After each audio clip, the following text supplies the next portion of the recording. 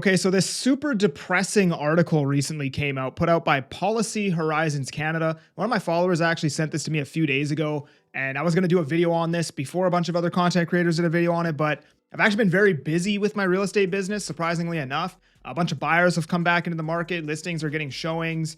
It seems like the market's a little bit more stable. Negotiations that I've been in are a lot tighter than what they were even just a month ago. Sentiment has definitely improved. But yeah, there's just a small update on the market. So basically what this article covers is like social mobility is going to become less of a thing as we get into the future. So social mobility is basically being able to move up in class to a higher class, going from lower class to middle class to upper class or upper middle class. That is going to become next to impossible in the next 15 years is basically what this article is saying. So social mobility lies at the heart of the Canadian project. Many people in Canada assume that following the rules and doing the right thing will lead to a better life.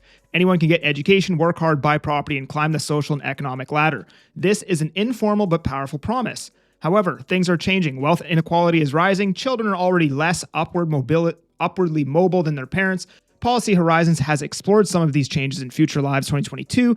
More recently, the disruption of the Horizons 2024 report suggests that downward social mobility might become the norm in the future.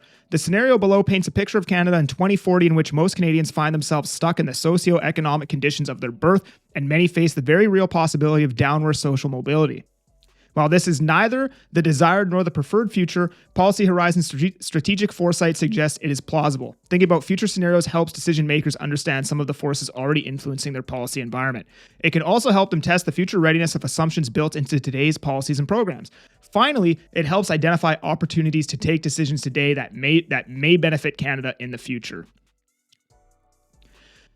So in 2040, upward social mobility is almost unheard of in Canada. Hardly anyone believes that they can build a better life for themselves or their children through their own efforts. However, many worry about sliding down the social order. This scenario identifies 6 main ways the world has changed since 2024. In 2040, pursuing, public service education is no longer, post-secondary education, is no longer considered a reliable path to social mobility.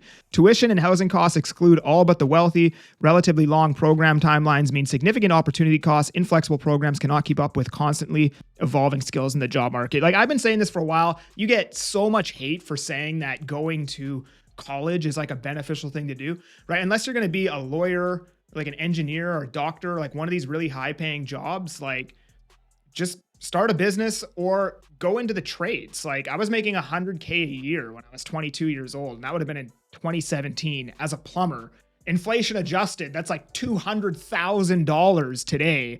You can make ridiculous money just going into the trades, right? And then you're not in debt either. You're not spending 4 years learning and then in debt $50,000 when you come out of school. So that I think is already happening right now. By 2040, I think it'll be largely accepted that, it doesn't work anymore. So housing. In 2040, owning a home is not a realistic goal for many. Most new homeowners get help from family members. Some take out intergenerational mortgages and have several generations of family living together. Others enter alternative household mortgages with friends. A growing percentage of homeowners also own rental properties. They oppose policies to expand the housing supply or freeze rents. Inequality between those who rent and those who own has become a key driver of social, economic, and political conflict. So this is already happening right now, right? It's just going to get substantially worse. And listen, I have been saying this for a long time. I get a lot of shit for it. People are like, well, it shouldn't be that way, right? I agree, but I'm just telling you the way that it is, right? And, I'm wrong about a lot of stuff, and I get beat up in the comments all the time for that. So when I am right about something, I do want to make it known that, hey, I'm at least right sometimes, right? But I've just been saying this for so long that it's just going to continue to get worse, right? There might be a time period, a year or two, where prices come down substantially and people can get back in. But if you look 10 years from now, right, it's going to get worse. Asset prices are going to go up. The wealth gap between the wealthy and the not wealthy is going to continue to increase. And that's why I just think a surefire way, like if we're going to have a classist society, which is kind of what this is alluding to, well, a very easy way to make sure you're in the better of classes is just owning property. And whether the price goes down next year or goes way lower in the next 2 years, at least you have some security knowing that, hey, you own the property. You are in the class of people that owns property today, right? So intergenerational wealth. In 2040, people see inheritance as the only reliable way to get ahead. So basically, if somebody in your family doesn't own property, then you're not going to own property. That's what this is saying in 2040. Wealth and status passed down the generations. Family background, especially owning property, wow, says it right there, divides the haves and the from the have-nots. Social siloing. In 2040, people rarely mix with others of different socioeconomic status. Algorithmic dating apps filter by class, that's pretty dystopian. Gated metaverses like real life offer few opportunities to meet people from different backgrounds. It is hard to move up in the world by making social connections that could lead to long-term romantic relationships, job opportunities, or business partnerships. Social relations no longer offer pathways to connections or opportunities that enable upward mobility. So yeah, that would suck if this happened, right? That's terrible. That's dystopian, right? No other way to put that. In 2040, aspirations for social mobility among youth are at odds with expectations of immobility. Advertising and marketing discourses continue to drive the desire to climb the social ladder, but economic realities leave most with limited expectations of success. Cognitive dissonance between what youth are programmed to want and what they know they can expect leads many to frustration and apathy. Kind of what's happening today, right? Like you see like all these like 20-year-olds on social media driving Lamborghinis, working from laptops in like Dubai and Bali and all these places. But realistically, how often does that happen? You're talking about like 0.00001% of people, but now every 19 or 20-year-old thinks that they need to be like, Andrew Tate or drive a Lamborghini or drop ship to $5 million when they've been working at a business for 2 years. Otherwise, they're not successful, right? Only a few maintain a strong drive to innovate and succeed in traditional terms. In 2040, the value of human labor has shrunk because of AI. AI is widespread and can do many things well in creative to knowledge fields. Less work is available. Most people rely on gig work and side hustles to meet their basic needs. So I can't remember what it was, but it was like sometime in human history. It was like the 1800s or something like that. Pretty much everybody was an entrepreneur, right? Like everybody had their own business, going and getting like a good job with like a pension and all these things wasn't really a thing until the economy grew. And then like bigger businesses were able to provide more value to people who wanted to be employees. So it seems like the economy may kind of go back to that where most people are entrepreneurs doing gig work and these kinds of things, right? It is hard for workers to save enough to start a business. People use AI assistants for many day-to-day tasks. They make it easier to organize work and earn money. However, the best AI assistants are expensive. This reinforces structural inequalities. The scenario above would create a range of policy-relevant implications. The list of implications presented here is not exhaustive. Its purpose is to help policymakers broaden their models of the future. To this end, readers should ask themselves the following questions as they consider the implications. How might social mobility or downward mobility challenge policies, programs, or people? How would the assumptions built in today's policies and programs hold up in the face of changes to social mobility? What actions could be taken now to maximize opportunities and lessen challenges related to reduced or downward social mobility in the future? So now they're saying the Canadian economy could shrink or become less predictable, which is happening right now.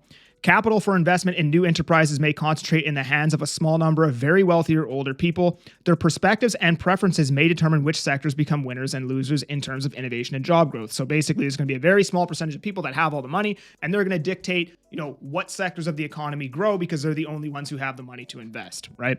Trade unions, including non-traditional freelancer unions, could grow in power as workers become frustrated. Job actions and strikes may disrupt economic development. This could reduce foreign direct investments in labor-intensive sectors such as manufacturing. Property ownership and, by extension, wealth may become even more concentrated if younger generations abandon the idea of buying single-family dwellings in favor of renting. This is happening right now, right? Like all the rhetoric that we're hearing online is like, renting is better. Renting is better. You should rent. Renting is better. It's cheaper. Rent, rent, rent, rent. Or forming alternative households. But they're saying right here that if this happens, this is exactly what's going to cause the wealth and everything to get concentrated towards the top. If more people have the ideology that I should just rent, that's exactly what's going to exacerbate this wealth gap, right?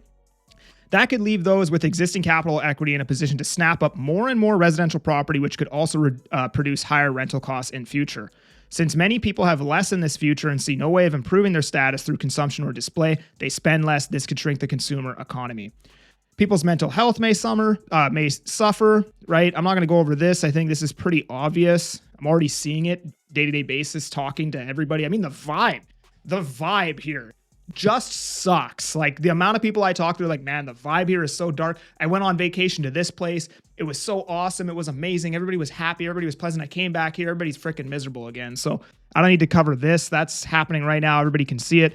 Workers may seek greener pastures elsewhere. So Canada may become a less attractive destination for migrants if it is seen as a country where upward mobility is uncommon. True. More people in Canada, increasing recent immigrants, may emigrate to jurisdictions where they perceive upward social mobility and or higher standards of living are easier to attain, even if they are not.